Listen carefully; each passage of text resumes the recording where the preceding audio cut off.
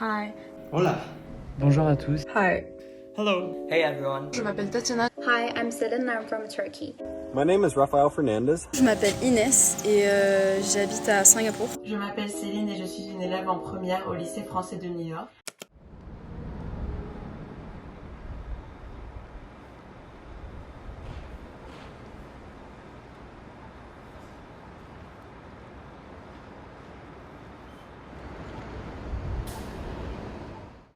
La situation en Égypte, elle est un peu différente des autres pays. Par exemple, moi, ça fait 1 mois, je suis à la maison. Je sors pas, je vois personne. Ici, les décisions elles ont été prises très rapidement. À partir du 28 février, tous les élèves étaient déjà confinés.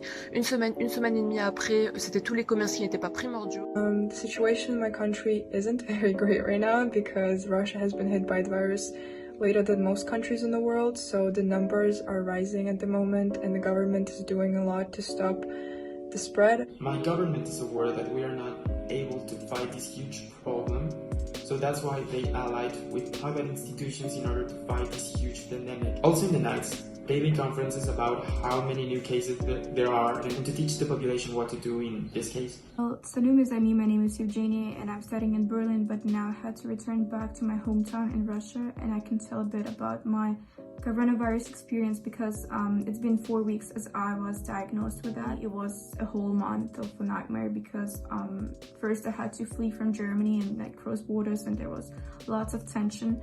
Then I got tested. As I returned back, I wasn't showing any symptoms, so that my form was really light. And I didn't have a fever, I didn't have cold or something, so I just had to patiently wait for the virus to get out of my body. But still, it's been a week as I returned back home. I'm feeling a bit under pressure because my mom is a doctor. They started to work with coronavirus patients in around a week. And of course, we are worried about her, like my whole family. And we just hope that the situation is going to get better. La situation à New York reste assez inquiétante.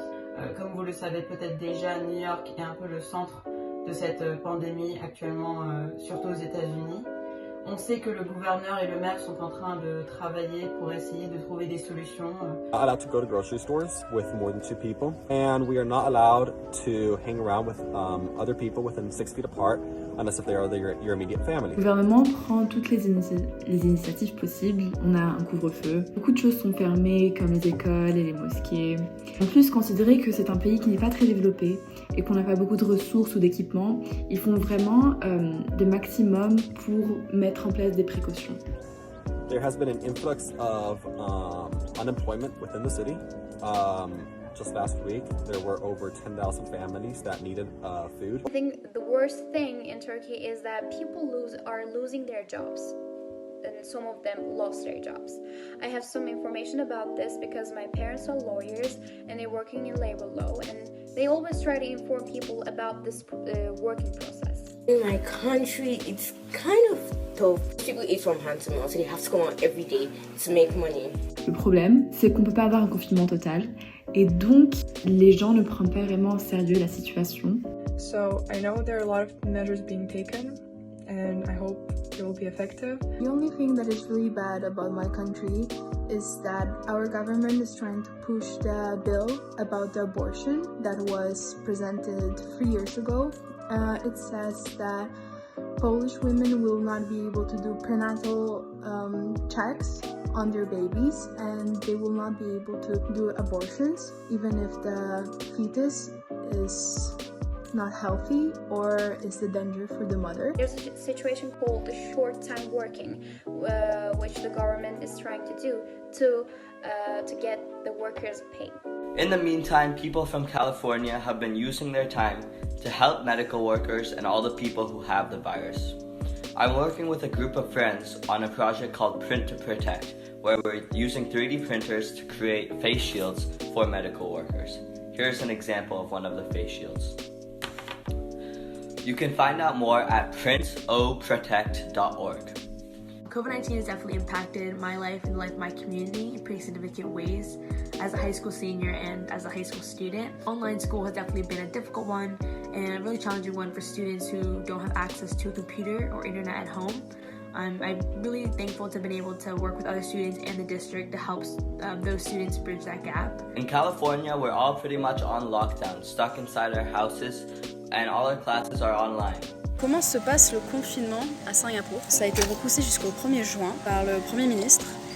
Et ça fait déjà depuis 3-4 semaines qu'on est en confinement. Du coup, ça nous rajoute un mois. Ici à Paris, après un mois de confinement, les rues sont un peu vides. Normalement, c'est une rue assez passante. Berlin does not have a lot of strict restrictions. Everything here is more of an advice rather than an enforced rule. So it is still possible to do a lot of things as long as you do them alone. Ici, le confinement, il n'est pas du tout strict. On n'est toujours pas rentré en confinement total et on prend seulement les précautions de base. On s'occupe comme on peut, on passe du temps avec la famille si on en a. For me is to find a balance between keeping the habits that I would have without this crisis, such as my sleep schedule and the things that I do in the morning, as well as finding all the opportunities that this quarantine gives you, such as going running or biking every day, which I have been doing. As a senior in particular, missing out kind of on prom, our senior dinner dance, and graduation for us might be certainly different this year. It's certainly kind of something that's hard to swallow as a senior. On a le droit d'aller faire du sport, c'est super bien. Du coup là, je suis en vélo. J'ai fait un petit tour autour du quartier, c'est super cool. On a le droit d'aller sortir, courir. On essaye de se retrouver des activités. On fait des choses qu'on n'avait pas le temps de faire avant. I've had a lot of time to relax and work on other projects, but I'm excited to be able to go out again and see my friends. Et on se fait des appels, voilà, tous les soirs pour regarder un peu le contact, pour rester ok dans la tête. Même si les rues sont vides la journée, il y a encore quelques promeneurs, probablement parce que Paris malheureusement n'a pas de jardin. Donc les gens sortent un peu la journée, en plus avec l'arrivée des beaux jours. Paris peut être assez surprenant du bon côté, puisque c'est assez vide et très calme, ce qui est assez étrange pour Paris, mais c'est assez agréable.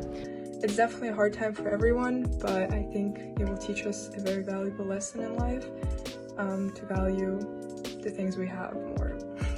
But still, I'm hopeful, and I know that we will get out of this one. And I'm not just talking about Mexico, I'm talking about the entire world. That's why I tell you, good luck, stay at home, be safe. C'est important de rester chez soi. En tout cas, je souhaite bon courage à tout le monde pour ces temps un peu compliqués. Prenez soin de vous. Bisous.